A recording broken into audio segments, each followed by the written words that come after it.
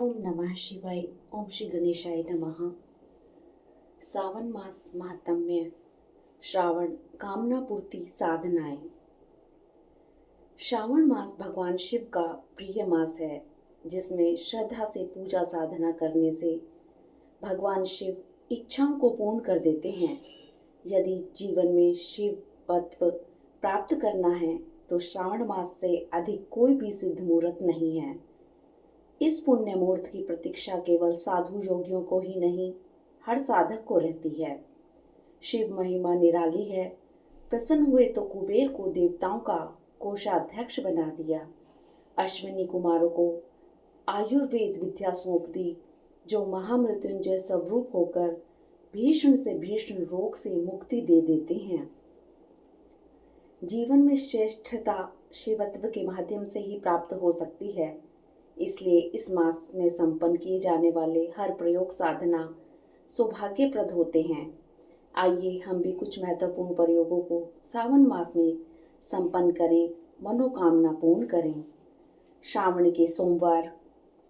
भगवान शिव को रसेश्वर कहा गया है, क्योंकि यह जीवन में रस को प्रदान करने वाले हैं, और जिस व्यक्ति के जीवन में रस नहीं है उस व्यक्ति का जीवन मृत तुल्य है।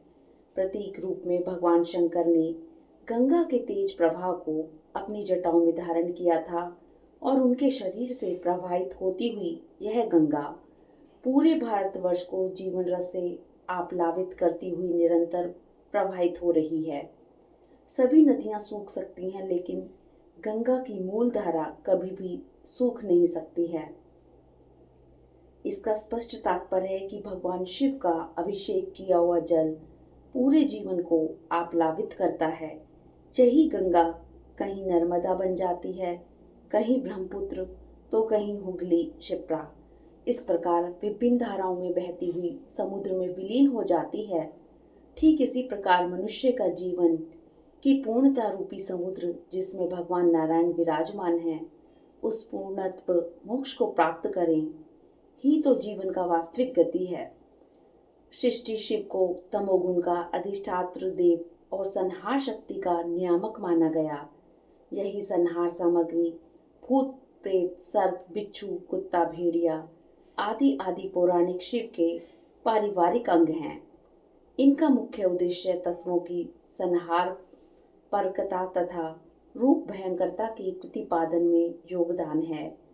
बैल की सवारी भी इसी प्रकार का एक अंश मानी जा सकती है, किंतु वृष का मुख्य अर्थ सभी मंगल कामनाओं का आवश्यक धर्म तत्व माना गया है। इसका रूप भयंकर नहीं है। सिर पर जटा मुकुट, द्वितीय के चंद्र का आभूषण, मस्तक में तृतीय नेत्र और नाग का यज्ञोपवीत, गले कान मणिबंध, पाद गुल्फ और कटी में सर्पमाला का आभूषण सभी सौंदर्य और भीषणता के प्रतीक हैं। कवियों द्वारा वर्णित शिव पार्वती विवाह में शिव का यह श्रृंगार कवि कुल के मनोविनोद, हास्य तथा श्रृंगार भयानक रसों का सम्मिश्रण है। भगवान शिव की उपासना करने वाला कोई भी साधक अपने जीवन में निराश नहीं हो सकता, क्योंकि भगवान शंकर ओढ़रधानी हैं। यदि व्यक्ति भगवान शिव को अपना आदर्श मान ले और निश्चय कर ले कि मैं शिव समान ही अपने जीवन को रस युक्त रखूंगा और जीवन यात्रा में चाहे कितने भी दुख रूपी सर्प आए, उन दुखों को धारण करते हुए भी आनंद के साथ जीवन यात्रा करूंगा, तो भी मनुष्य का जीवन शांत और सर्व सुखों से युक्त बन जाता है। ओम नमः शिवाय। ओम पार्वती पते हर हर महादेव। ओम नमः